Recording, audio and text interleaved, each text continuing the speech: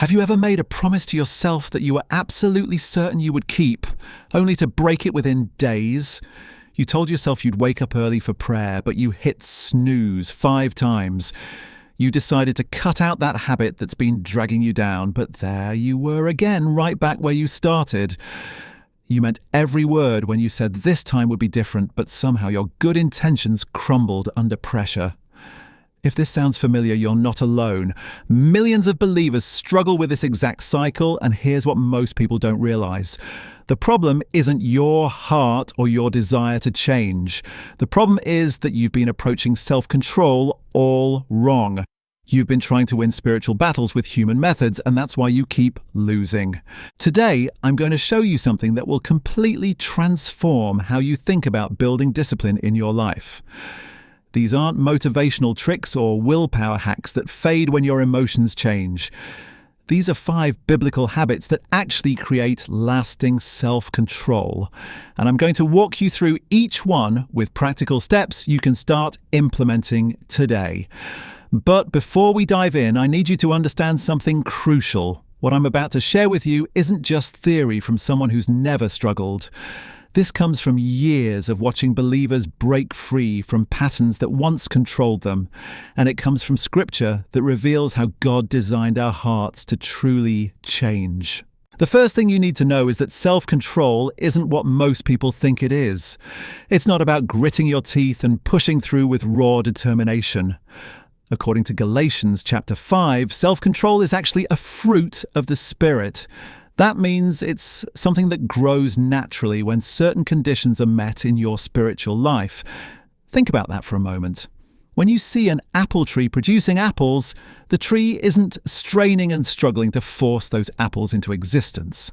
The fruit appears because the tree has healthy roots, proper nutrients, and the right environment. Self-control works the same way in your life. When your spiritual foundation is solid, discipline begins to flow more naturally. This is why so many people fail when they try to build self-control through sheer willpower. They're trying to produce fruit without nurturing the tree. They're focusing on the behavior while ignoring the spiritual conditions that make lasting change possible. So let's talk about the first biblical habit that actually builds self-control. And this one might surprise you because it goes against everything our culture teaches about personal discipline. The first habit is learning to surrender before you try to be strong. Most people wake up every morning and immediately start flexing their willpower muscles.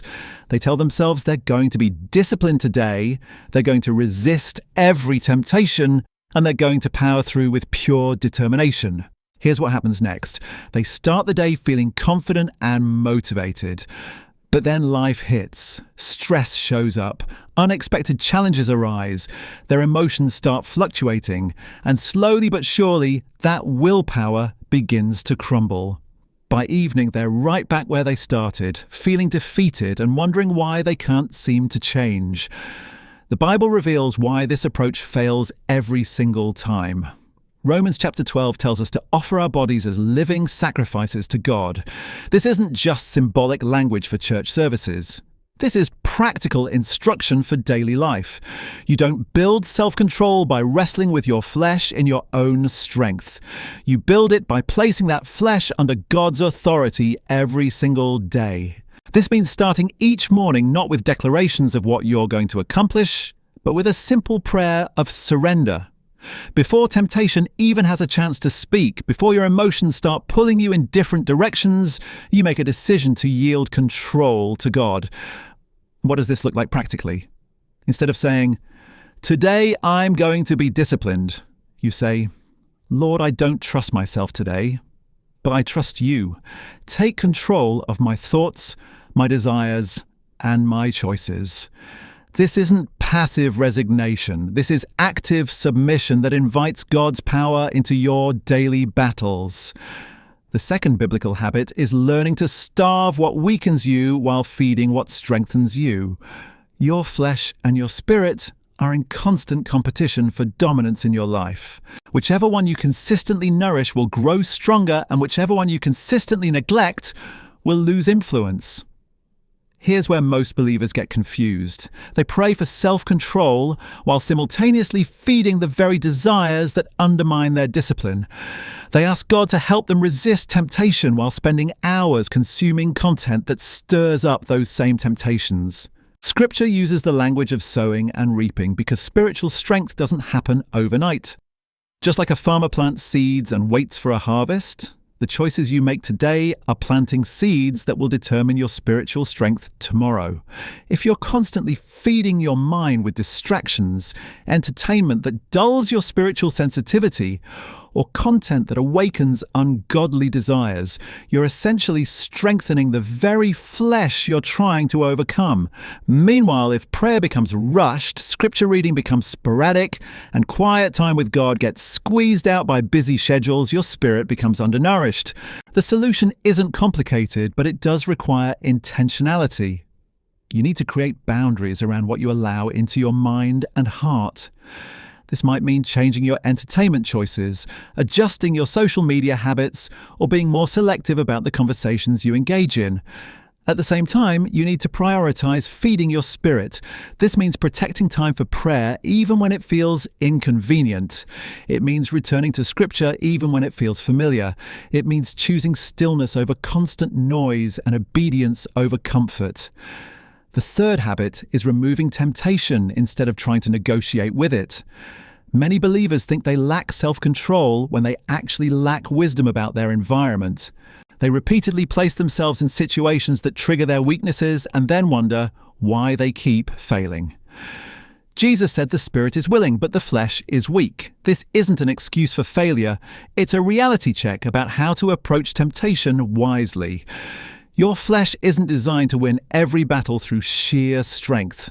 It's designed to be protected through smart boundaries. Self-control grows faster when you stop testing yourself unnecessarily. Every time you remove a trigger from your environment, you're teaching both your flesh and your spirit who's really in charge of your life. This might require some uncomfortable changes. It could mean unfollowing certain accounts on social media, changing your daily routes to avoid places that weaken your resolve, or even ending relationships that consistently pull you away from God's best for your life. Some people call this extreme, but wisdom calls it necessary.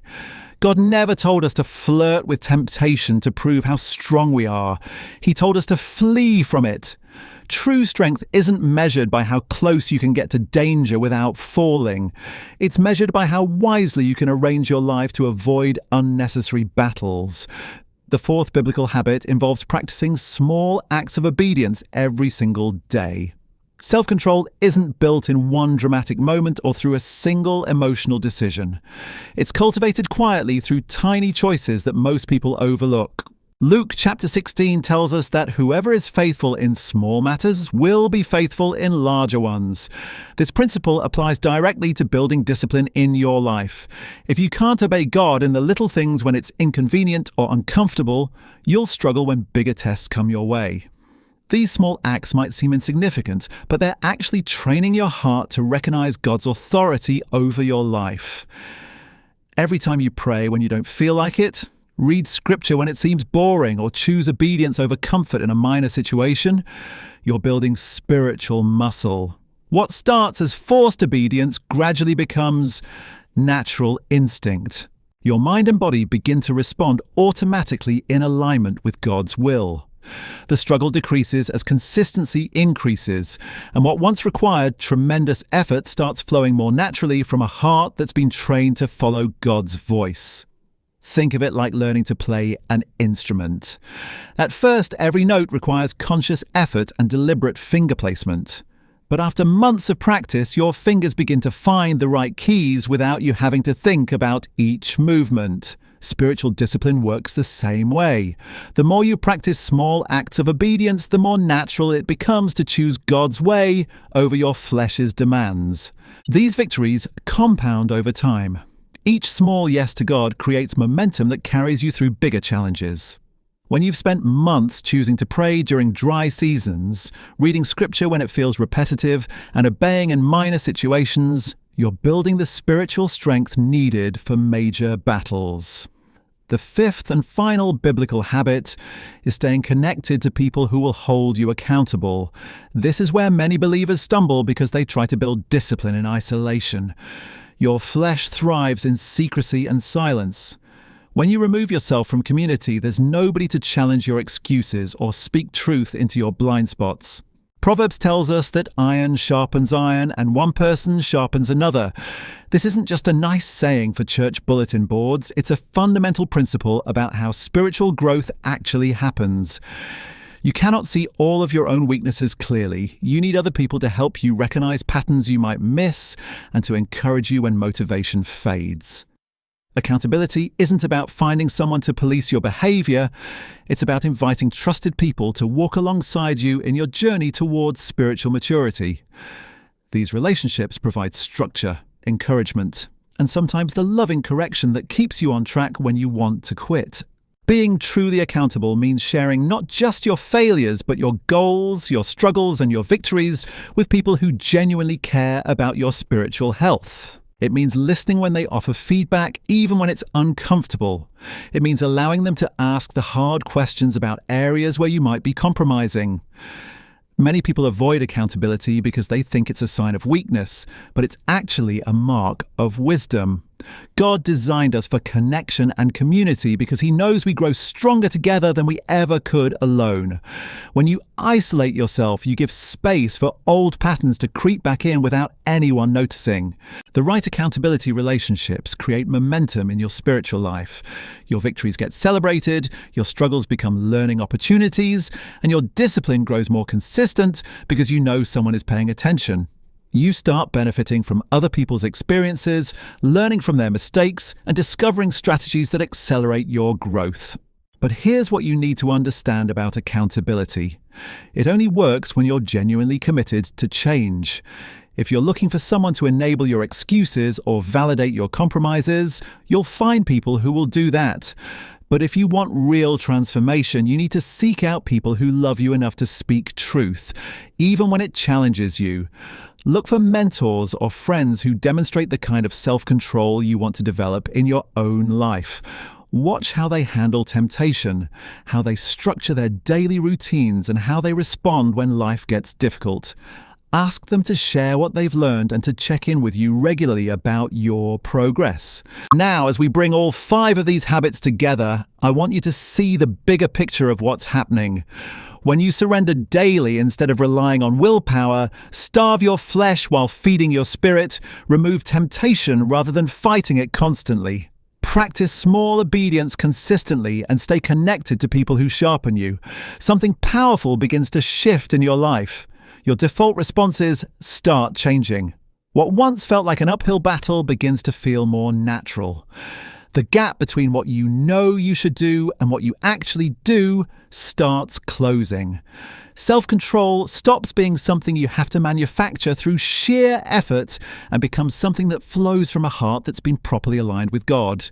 This doesn't mean you'll never face temptation or never struggle with discipline again. But it does mean that struggle won't define your life anymore. Instead of constantly feeling defeated by your lack of self-control, you'll begin to experience the freedom that comes from a spirit that's stronger than your flesh. The transformation doesn't happen overnight, but it does happen. As you consistently apply these 5 biblical habits, you'll notice changes in how you think, how you respond to pressure, and how naturally you choose God's way over your own impulses. Remember, self-control isn't about perfection. It's about progress through the power of God's Spirit working in your life. Every small step of obedience, every moment of surrender, and every wise boundary you create is building something lasting that will serve you for years to come. Your breakthrough is waiting on the other side of consistent application of these biblical principles. The question isn't whether God has given you everything you need to develop real self-control. The question is whether you'll commit to putting these habits into practice day after day until they become as natural as breathing. These 5 biblical habits aren't just concepts to think about. They're practical tools that will revolutionize your spiritual life if you actually use them. Start with surrender instead of strength. Starve your flesh while feeding your spirit. Remove temptation rather than negotiating with it.